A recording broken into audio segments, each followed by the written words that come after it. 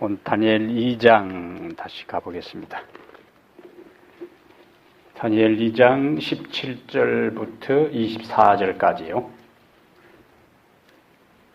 다니엘 2장 17절부터 24절까지. 이에 다니엘이 자기 집으로 돌아가서 그 친구 하나냐와 미사일과 아사랴에게 그 일을 알리고 하늘에 계신 하나님이 이 은밀한 일에 대하여 불쌍히 여기사 다니엘과 친구들이 바벨론의 다른 지혜자들과 함께 죽임을 당하지 않게 하시기를 그들로 하여금 구하게 하니라. 이에 이 은밀한 것이 밤에 환상으로 다니엘에게 나타나 보이매 다니엘이 하늘에 계신 하나님을 찬송하니라. 다니엘이 말하여 이르되 영원부터 영원까지 하나님의 이름을 찬송할 것은 지혜와 능력이 그에게 있음이로다.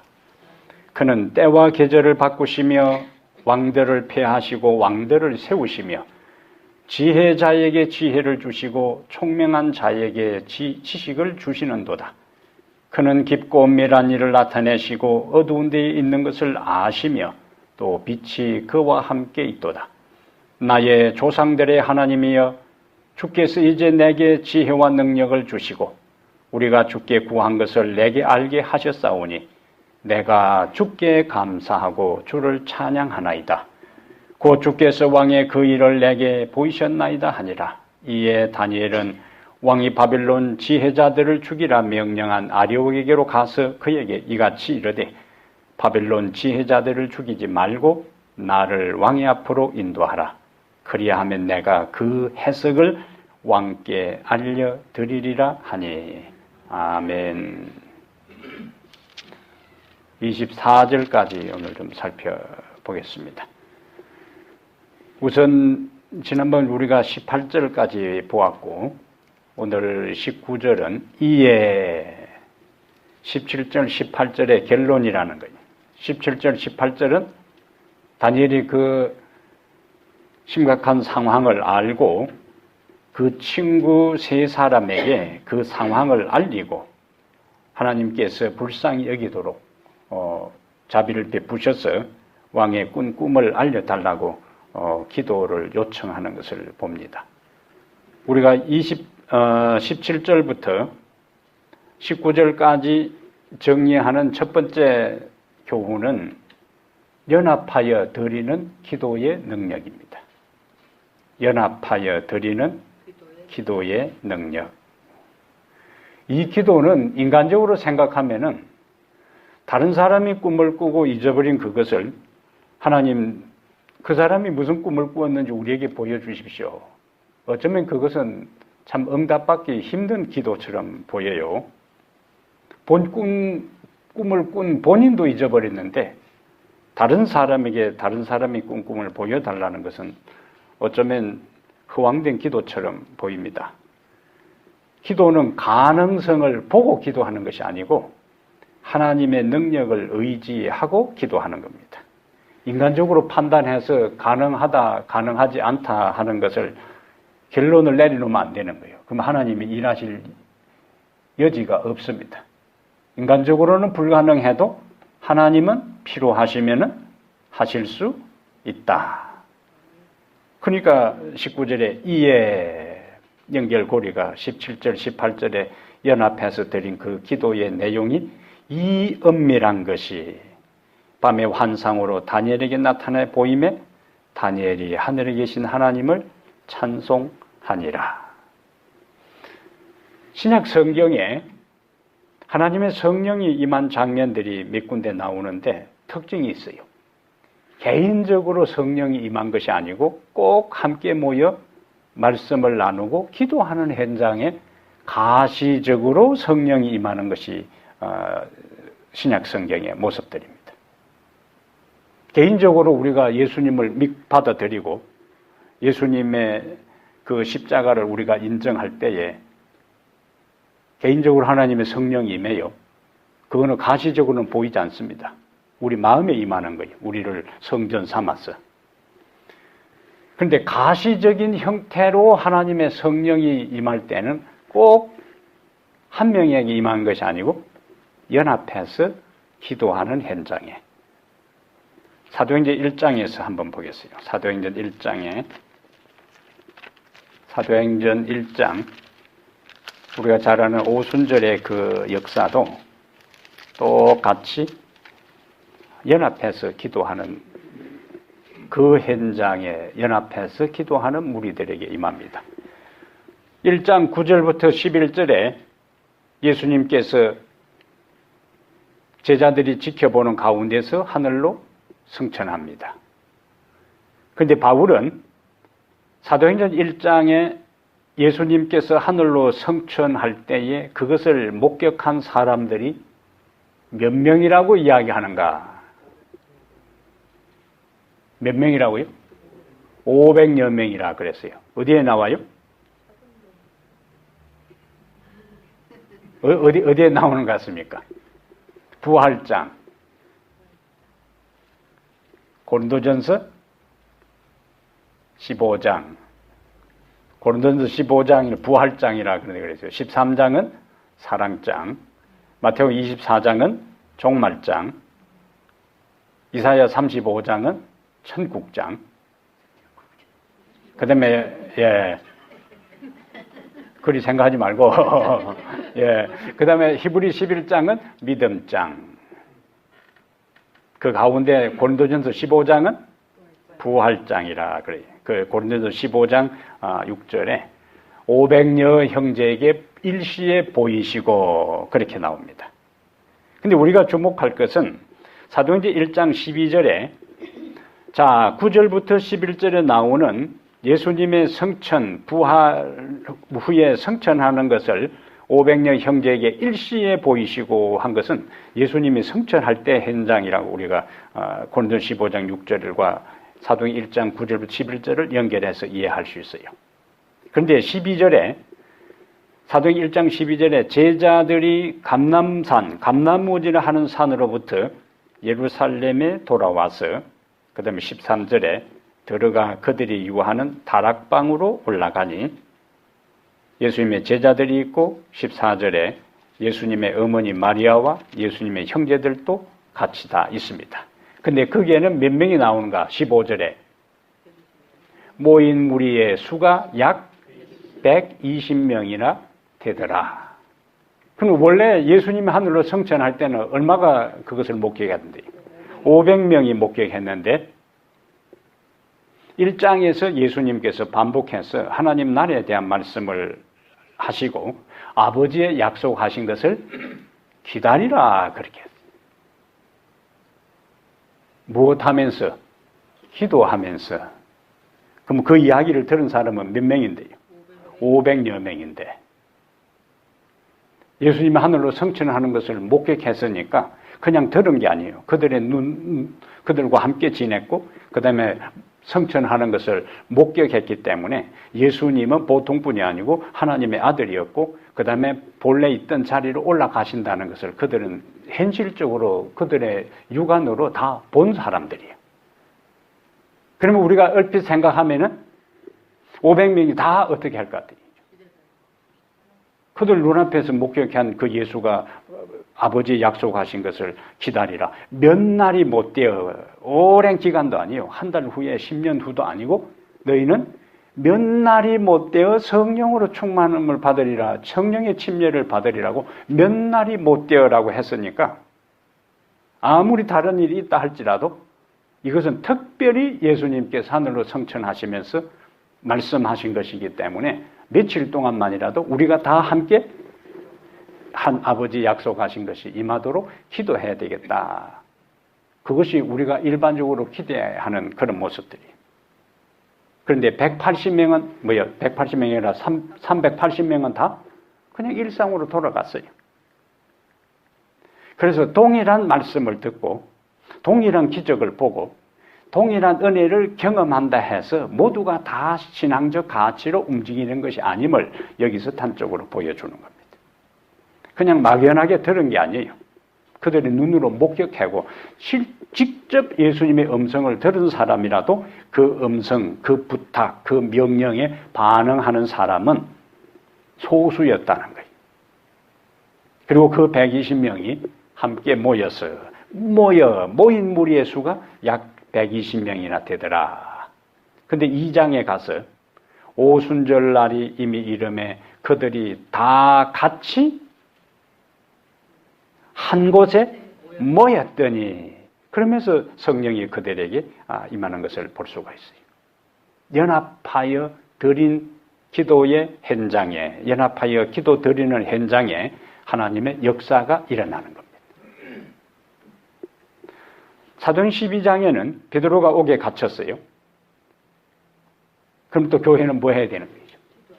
기도해요. 개인적으로 그냥 기도하는 것이 아니라 초기 교회의 가장 중심적인 영적 리더인 베드로가 감옥에 갇혔을 때에, 근데 이미 제자 가운데 야고보가 벌써 처형당했어요. 야고보가 순교당했으니까 베드로가 잡혔다 하는 순간에 그 초대교회 신자들에게 있어서는 굉장한 위기를 느끼는 거예요. 이제 점점 칼날이 좁혀 들어오고 있구나. 그러니까 개인적으로 그들이 집에서 그냥 기도한 것이 아니고 그들은 함께 모였어요. 그래서 사도행 12장에 교회는 그를 위하여 간절히 하나님께 빌더라, 그렇게 나옵니다. 그리고 전개되는 상황은 우리가 아는 대로 감옥에서 하나님의 천사가 개입해서 쇠사슬이 풀어지고 문이 저절로 열리고 그 다음에 성문이 열리고, 여기 우리가 기도에서요 중요한 포인트가 하나 있는데, 자, 예수님의 그 초기 신자들, 제자들은 그들은 능력도 없고 백도 없고 권세도 없는 사람들이에요. 그러니까 오로지 붙잡고 매달리고 기도해야 할 대상은 하나님밖에 없어요. 교회는 그를 위하여 함께 모였어요. 그리고 간절히 누구에게? 하나님께 빌더라. 그러면은 베드로의 묶인 쇠사슬을 풀고 그 다음에 그 밖에서 보초 서는 사람을 잠들게 하고 그 다음에 성문으로 나오게 하는 그까지는 어느 인간도 할 수가 없어요. 근데 쇠사슬을 풀어놓고 이 천사가 뭐냐면은 신발을 신으라고 이야기해요. 신발을 천사가 신겨주지 않았어요. 신발을 신으라 그러고, 그 다음에 문을 여는 것은 베드로가 할 수가 없어. 그래서 옥문을 열고, 그 다음에 짬을 재우고, 성문을 열고, 그리고는 이왕 그렇게 했으면은 천사가 베드로를 딱 보호하면서 어디까지? 기도하는 그 성도의 집까지 인도할 수 있는데, 성문 밖에까지 딱 해놓고는 천사는 사라졌어요. 나머지 찾아갈 수 있는 것은 사람이 할 수 있는 영역에서는 신발을 신겨줄 수도 있지만은 네가 신발을 그 끈을 매르라고 하래요. 나머지 하는 거는 인간이 할 수 없으니까 그것은 하나님의 영역에서 다 했고, 그 다음에 성문 밖에서부터 기도하는 데까지는 베드로가 찾아가는 거예요. 이왕이면은 베드로가 얼마나 긴장될까요? 곧 추적하는 사람들이 체포조가 그를 덮칠 수도 있기 때문에 천사가 해서 순간 이동을 해가지고 딱 그 앞으로 그 가족 그 집까지 인도할 수도 있지만은 그렇게 하지 않더라. 여기 상당히 중요한 메시지가 있네요. 우리가 할 수 있는 것은 인간이 해야 되고, 인간이 할 수 없는 것은 하나님께 기도해서 풀어야 되고, 그래서 신인 협력의 모습이 기도의 영역에서도 그대로 일어나는 것을 볼 수 있습니다. 야고보는 이미 처형당했어요. 베드로가 처형당할 수 있는 상황이라 신자들은 뭐 했다고요? 함께 모여 기도했어요. 여기 함께 모여 기도한 게 중요합니다. 사도행 10장에 가서 고넬료 집에 고넬료가 자기 가족들 일가 친척 아는 사람을 다 모아놓고 베드로를 특별히 초청해서 가정 부흥회를 이제 엽니다. 근데 그곳에서도 베드로가 말씀을 전할 때에 성령이 말씀 듣는 그들 위에 내림을 저희가 보더니, 거기도 성령이 한 사람 한 사람 집에 있을 때 내린 것이 아니고 함께 모여서 말씀을 나눌 때에, 들을 때에 성령이 그들에게 임했어요. 철저하게 성경에서 강조하는 것은 개인적으로 하나님의 영을 경험하지만은 가시적인 하나님의 성령의 강림하는 현장은 항상 어떤 상태에서요? 함께 모여 기도하는 현장에 그리고 말씀을 경청하는 현장에 하나님의 성령이 임한 것을 우리가 볼 수가 있습니다. 그래서 연합해서 기도하는 것은 굉장히 중요한 성경적 가르침입니다. 그래서 예수님께서도 마태복음 18장 19절 20절에 두세 사람이 내 이름으로 모인 곳에는 나도 그들 중에 함께 있느니라. 그건 예수님의 임재를 약속한 거예요. 그러니까 어디에 임재하는가? 기도하는 현장에 임재한다는 거죠. 특별히 하나님의 성령으로 우리의 일상의 삶에 하나님은 함께 하시지만은 무엇보다도 하나님의 이름으로 하나님께 기도하기 위해서 모인 그 현장에 예수님이 내가 그들과 함께 있느니라 하는 약속을 하셨기 때문에 더불어 우리가 함께 소수라도 연합해서 기도하는 것은 성경의 핵심적인 가르침인 것을 보게 됩니다. 이스라엘 백성들이 위기를 당할 때마다 그들은 집에서 개인적으로 기도한 것이 아니고 함께 모여서 기도했어요. 금식을 선포하고 우리가 역대하 20장에도 연합군이 이스라엘을 침공해 들어올 때에 이스라엘 유다 스스로는 그 연합군을 격퇴할 힘이 없을 그때에 여호사밧이 전 백성들에게 금식을 선포하고 어린 아이로부터 다 함께 모여서 하나님께 울부짖을 때에 하나님의 역사가 그곳에도 일어났어요. 그래서 우리가 개인적으로 기도할 뿐만 아니라 항상 병행돼야 되는데 개인적으로 하나님을 찾고 하나님과 함께하는 그 성도는 또 더불어 함께하는 그 신앙이 병행돼야 되는데 그 영적 공동체 신앙이다. 이스라엘에 있어서 구약의 이스라엘 영적 공동체, 신약에 와서 교회 공동체, 절대로 그래서 홀로 있음과 더불어 있음이 병행돼야 된다는 것. 그래서 우리가 소수라도 이 저녁에 함께 모이는 것은 성경의 가르침과 성경의 전통과 성경에 우리에게 명시해주는 그 가르침을 따라서 오늘 이 시대도 우리가 그렇게 사는 겁니다. 그렇게 선택하고 사는 사람들에게 하나님께서 은총과 은혜를 베풀어 주실 것입니다. 그래서 교과 공부를 하기 전에 우리가 함께 더불어 공통의 기도 제목을 가지고 또 혹시 그 반원 가운데 교회의 공식적인 기도 제목 외에 그 반원들 가운데 기도할 제목이 있으면은 그것을 두고 함께 기도하는 거예요. 한 과목, 한 요일 소재 안 배워도 오히려 함께 진지하게 그 한 공통의 제목을 가지고 기도하는 것은 더 우리에게 은혜로울 수가 있습니다.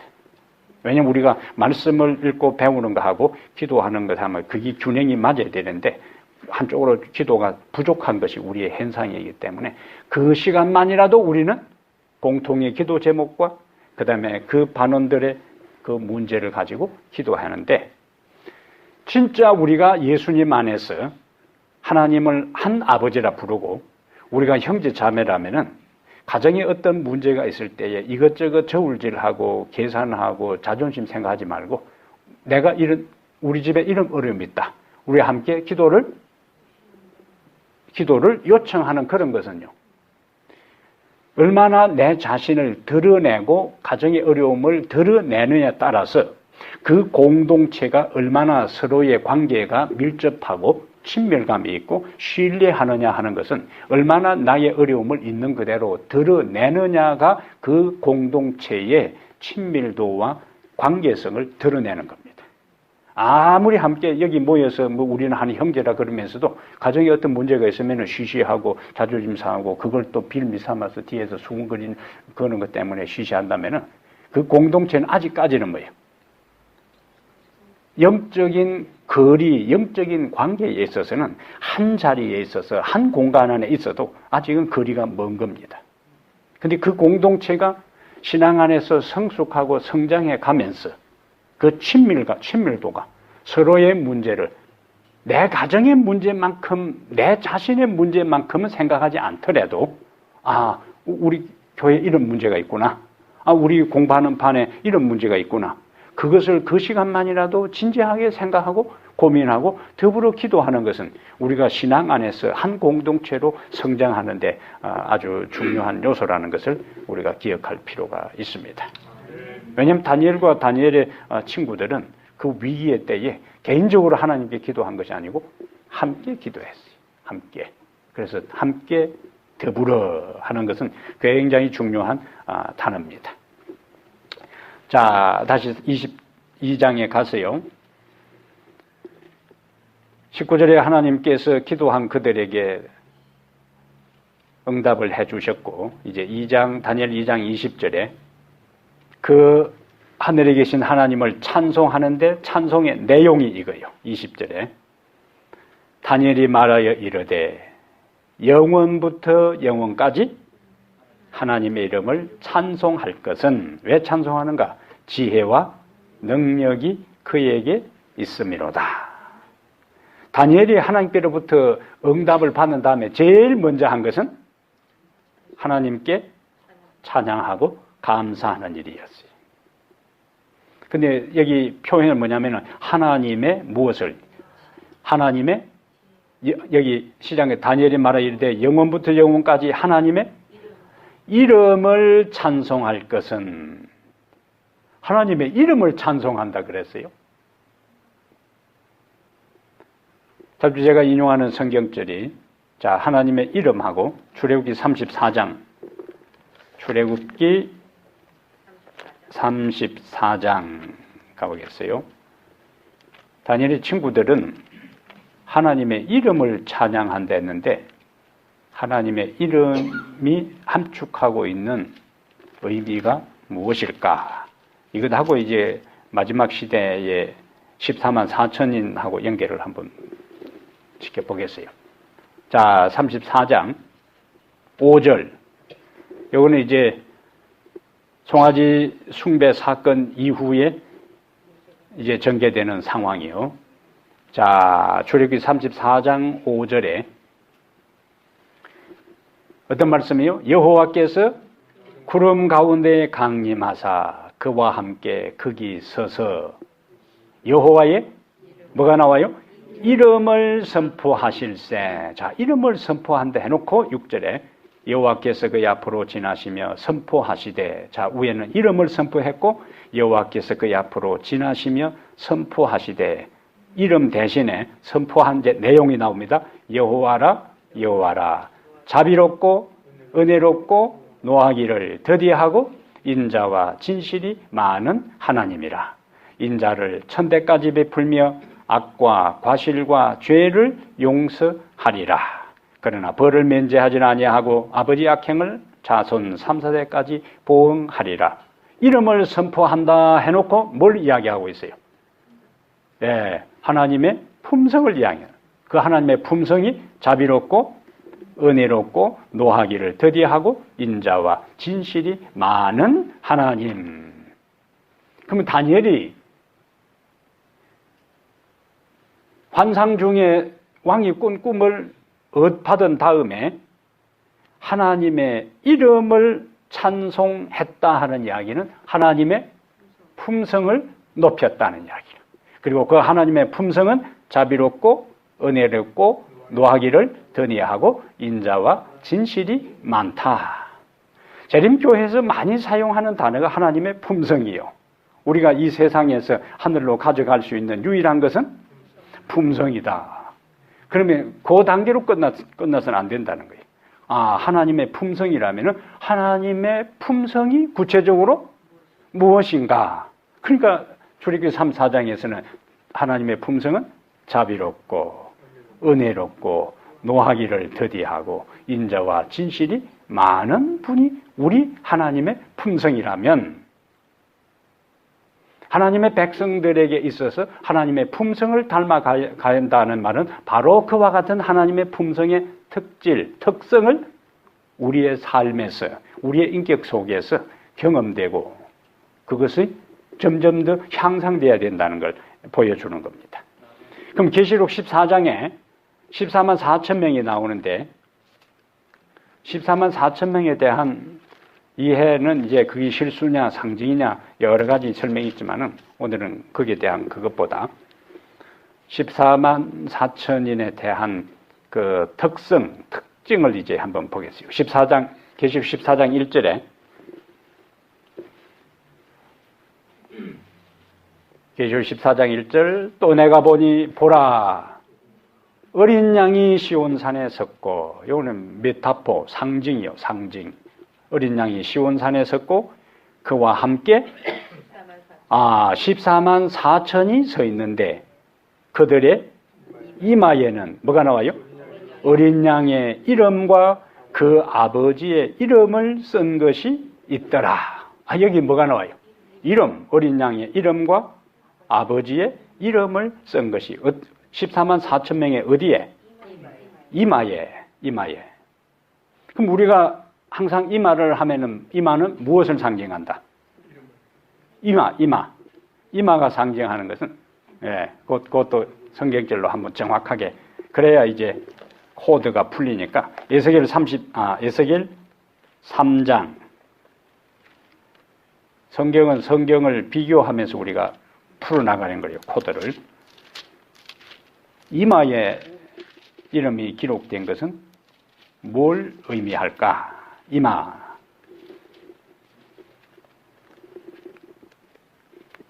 자, 여러분들이 이제 그 의미를 찾아내 보세요. 에스겔 3장 7절에 이스라엘 족속은 뭐가 나와요?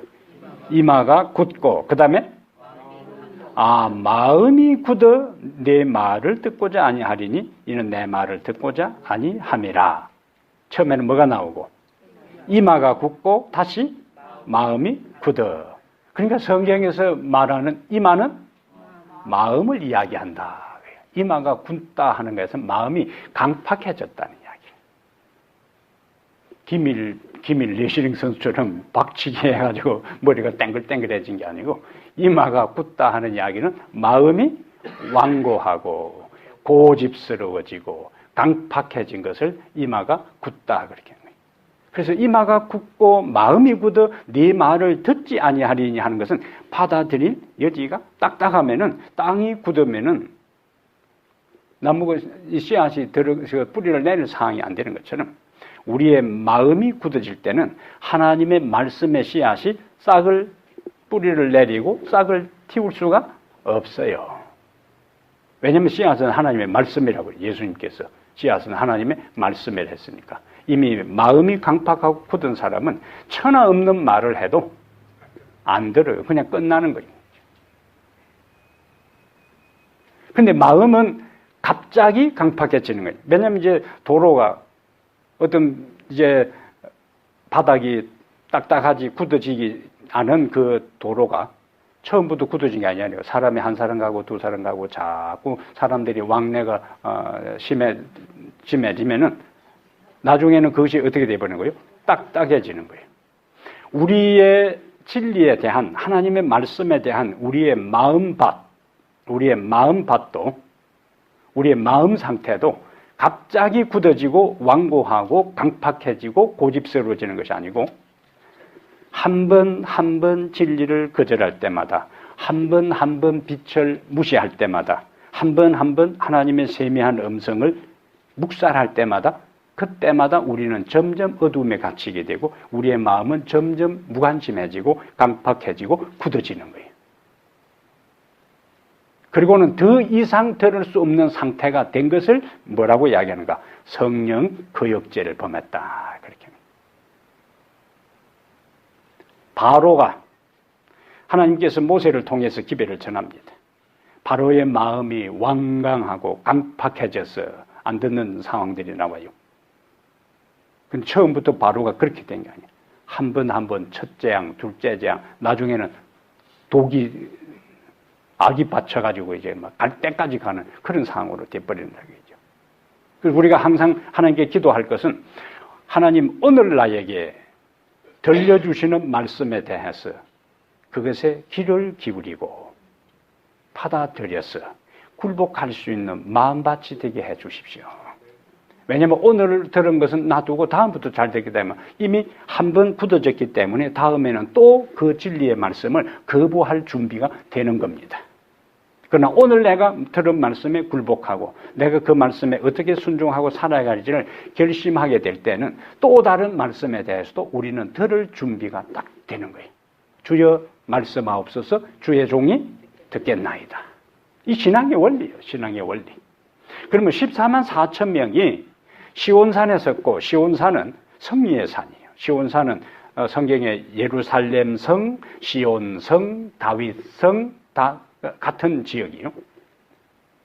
그러면 14만 4천 명이 시온산에 섰고, 하늘 예루살렘성, 하늘 시온산, 다윗선에 거기 있을 때에 그들의 이마에 예수님의 이름, 어린 양 이름과 아버지 이름 쓴 것이 있더라 했으니까 앞에 있는 그 성경 코드를 가지고 하면은 뭡니까?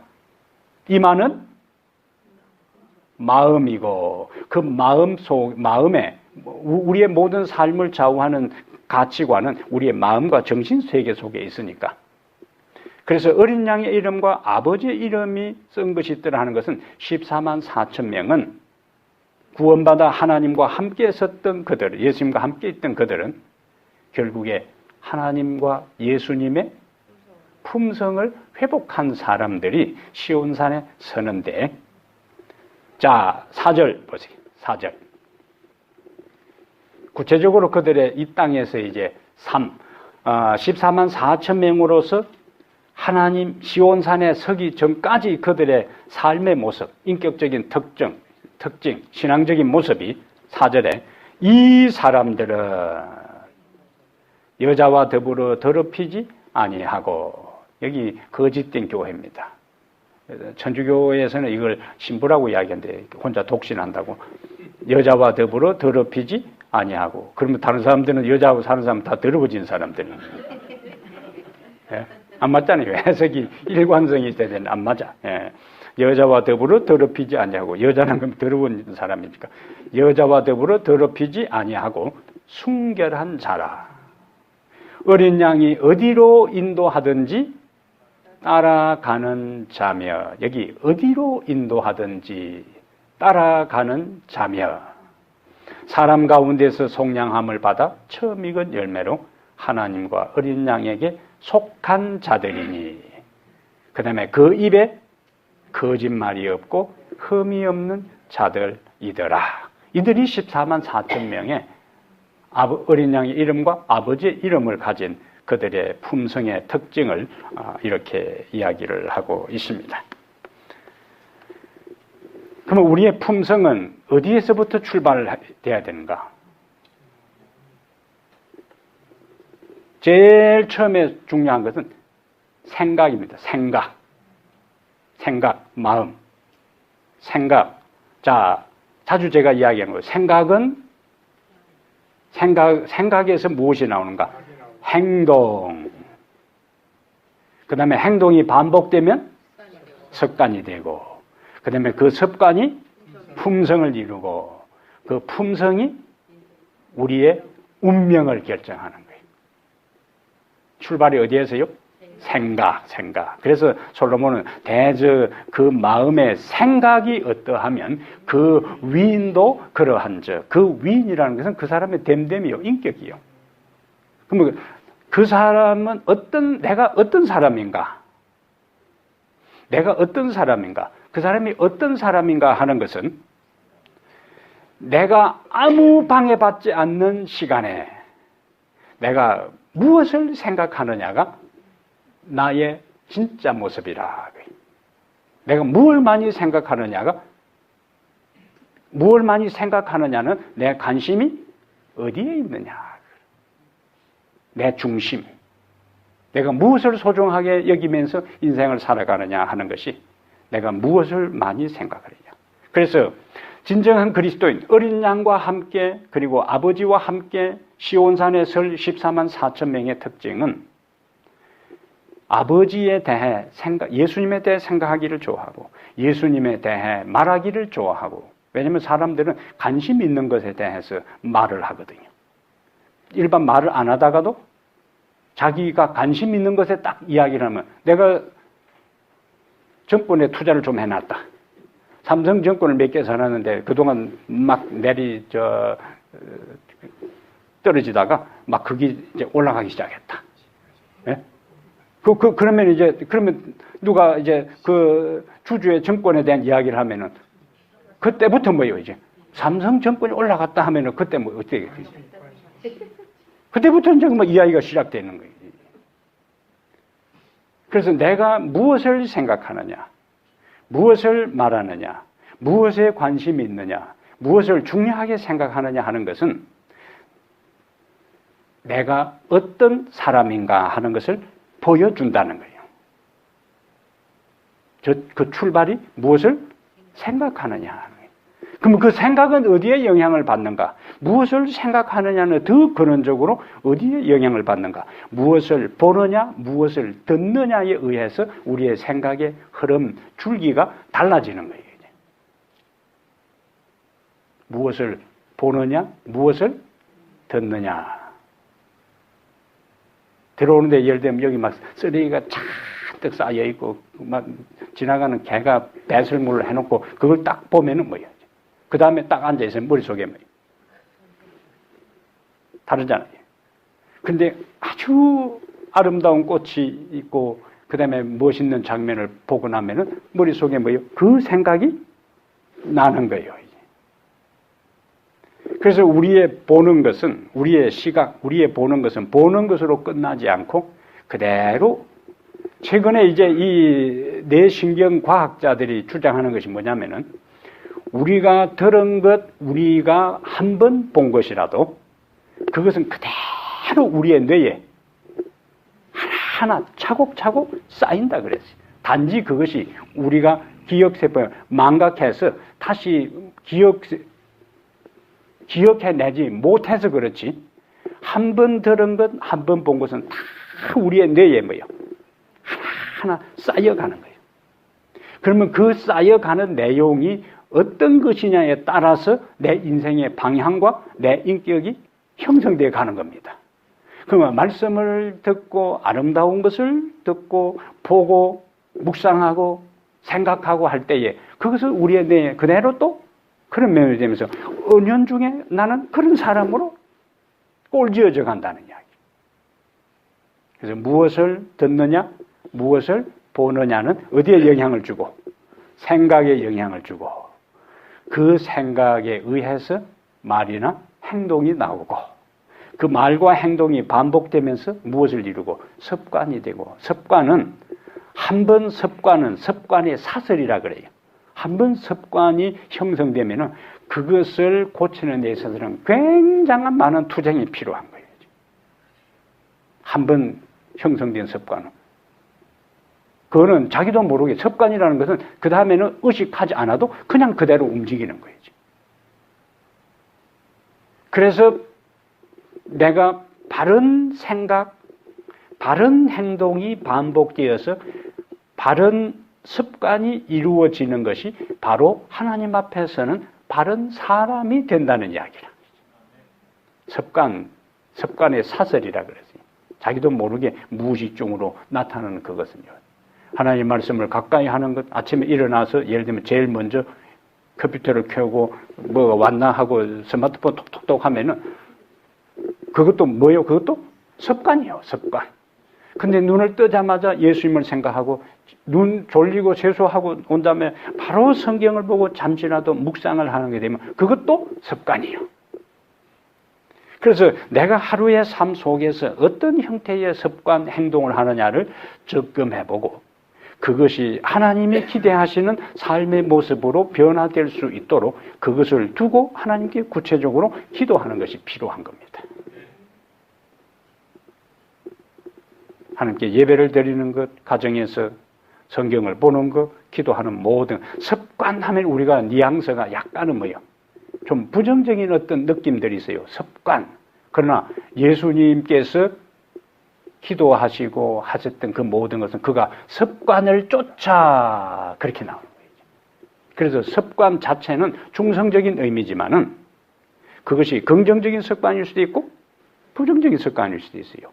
그럼 그리스도인이 추구하는 것은 긍정적인 습관인데 한 번 한 번의 행동들이 내 습관을 이루고 그 습관이 내 품성과 운명을 결정하기 때문에 내 삶의 영역에서 내가 이대로 그대로 이 습관을 유지해도 하나님 앞에 시온산에 서는데 지장이 없느냐에 대한 것들을 갖다가 점검해 볼 필요가 있다는 거예요. 그건 아무도 다른 사람이 해줄 수가 없어요. 그건 자기 몫이라 하나님 앞에 정직하게 내 자신을 하나님 내가 이렇게 살고 가정에서 아내로서 남편으로서 이렇게 살고 내가 사회인으로서 이렇게 살아도 나중에 시온산에 어린 양의 이름과 아버지의 이름을 가지고 예수님과 함께 설 수 있는지에 대한 것들을 자기가 점검해 봐야 되는 거예요. 인생은 결국에 홀로 가는 겁니다.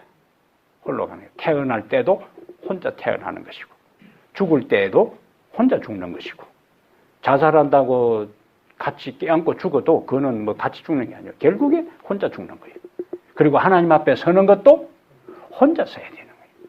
그리고 살아온 삶에 대한 모든 심판에 대한 것도 하나님 앞에 자신이 살아온 삶의 흔적을 가지고 혼자 하나님 앞에 서야 됩니다. 중요한 문제입니다. 예.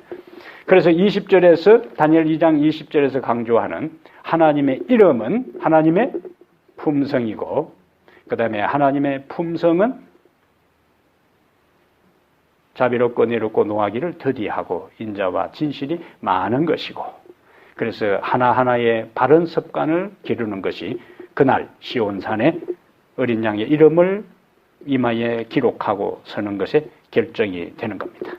다시 2장 20절에 다니엘이 말하여 이르되 영원부터 영원까지 하나님의 이름을 찬송할 것은 지혜와 능력이 그에게 있음이로다. 지혜와 능력이 그에게 있음이로다. 전적으로 지혜와 능력을 하나님께 돌리는데 예레미야 선지자는 예레미야 9장에 중요한 말씀이 있습니다. 예레미야 9장 여기 지혜와 능력이 하나님께 있다 그렇게 하는데 예레미야 9장 23절에 9장 23절 24절 자, 그럼 읽어보겠어요. 여호와께서 찾으셨어요?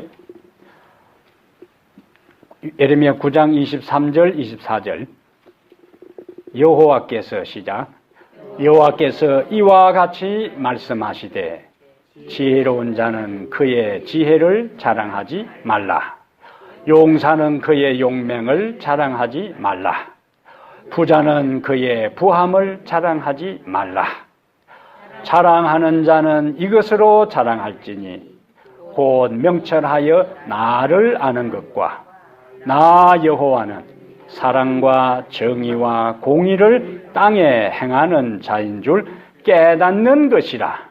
나는 이 일을 기뻐하노라. 여호와의 말씀이니라. 여기 자랑하는 자는 이것으로 자랑할지니 명철하여 하나님을 아는 것과 나 여호와는 사랑과 정의와 공의를 땅에 행하는 줄 깨닫는 것이라. 땅에 행하는 자인 줄 깨닫는 것이라. 그래서 하나님을 아는 것과 하나님을 제대로 깨닫는 것을 하나님께서 기뻐하신다. 그러면서 도장을 딱 찍었어요. 여호와의 말씀이니라. 왜냐하면 23절 시작이 여호와께서 이와 같이 말씀하시되 해놓고 여호와의 말씀이니라. 다니엘은 지혜와 능력이 그에게 있음이로다. 우리에게 자랑할 것이 아무것도 없다는 거죠. 우리가 자랑할 것은 여호와를 아는 것하고 여호와는 공의를 땅에 베푸는 여호와인 줄을 깨닫는 것을 하나님께서 기뻐하신다 그랬습니다. 그러면 우리는 우리에게 주어진 지혜, 나의 건강, 나의 재물, 그것은 하나님 앞에 그건 아무것도 아니에요. 그래서 우리는 번지수를 잘 짚어야 돼. 무엇이 내 인생에 소중하고 무엇을 하나님께서 기뻐하시고 가치 있게 여기시는가 하는 것을 우리가 깨닫고 항상 본질로 들어가야 돼요. 본질로. 나머지는 다 현상이에요. 현상. 항상 근본, 핵심, 본질로 들어가서 하나님을 기쁘시게 하고 하나님을 찬양하고 감사하는 그 삶이 우리에게 굉장히 중요하다 하는 것이죠. 나머지 21절부터 또 다음 시간에 하겠습니다. 첫 번째 우리가 오늘 정리한 것은 연합하여 드린 기도의 능력, 그 다음에 하나님의 영원성과 품성을 찬양하는 것, 그리고 우리의 삶의 모든 현장에서 언제나 나의 부족함을 알고 그분의 권능과 능력을 높이고, 그때에 비로소 우리는 우리의 생각과 우리의 방향이 하나님께로 향하여 하나님을 생각하고 하나님에 대해 말하고 하나님을 명상하고 하나님을 자랑할 때 우리도 그렇게 생각하고 말하고 묵상하고 자랑하는 대상을 닮아가게 되어서 결국 우리는 시온산에 어린 양과 함께 아버지와 함께 서는 축복의 자리에 있게 될 것입니다. 그 은혜가 우리들 모두에게 있게 되기를 간절히 바랍니다. 이제 우리가 또 오늘 첫 번째 배운 대로 연합하여 드린 기도의 능력을 우리가 생각하면서 교회의 현실적인 문제, 하나님 이 교회에 부흥을 주십시오. 근데 그 부흥은 항상 개인적으로 먼저 한 사람 한 사람이 살아날 때 비로소 다른 사람을 살릴 수가 있는 거예요. 물에 빠진 사람을 구원하려면 내가 무게 중심을 잡아야 그 사람을 건져줄 수 있는 거예요. 그래서 교회의 모든 분위기, 교회의 영적 수준, 그것은 내 옆에 어느 누구에 의해 좌우되는 것이 아니고 내가 사랑이 있으면 이 교회는 사랑의 교회가 되고 내가 영적으로 살아나면 이 교회는 살아인 넘치는 능력이 넘치는 교회가 될 수가 있어요. 그래서 내가 먼저 하나님 당신의 성령을 통하여 산자 하나님 안에서 살아 움직이는 영적인 사람이 되게 해 주십시오. 그리고 준비된 영혼을 보내주십시오. 9월 달에 있을 손님의 날에 인도할 영혼이 없으면은 영혼을 인도하고자 하는 마음을 달라고 하고, 그 다음에 영혼을 달라고 기도하고, 그래서 내가 영적으로 다른 사람을 살리는 과정을 통해서 내도 영적으로 살아날 수 있도록 우리가 기도하겠습니다. 함께 기도합시다. 네. 하나님의 영이 우리에게 임하시고 함께 모여 기도하는 곳에 함께 하시겠다는 약속을 의지해서 우리 한 5분 정도 함께 간절히 음악 마칠 때까지 기도하겠습니다.